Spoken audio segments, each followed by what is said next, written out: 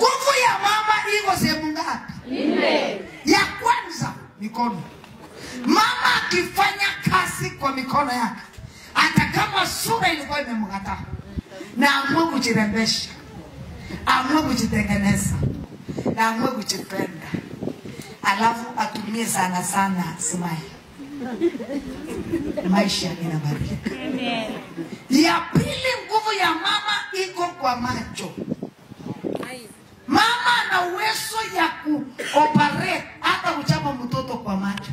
Reverend, hii macho yenu nyinyi ni moja kwa moja, yetu ni 5 kwa moja. Macho ya mama inaweza communicate bila yeye kuongea. Mama anaweza chapa mtoto kama wageni wako, anaangalia hivi. Bado mtoto anasema mama usinichape. Mama ana uwezo ya kupenda mtu kwa macho. Ukiona mwanamke ana reduce macho hivi Reverend, alafu kafungue pole pole, yani anasema I love you. Ile ndio mama mtani tuua. Mama ana uwezo ya kukutarau kwa macho.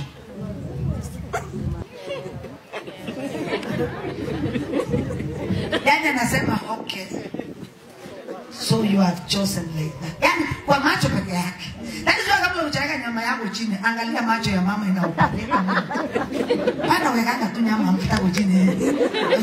Anatumishi anautaona macho ya mama. Very important.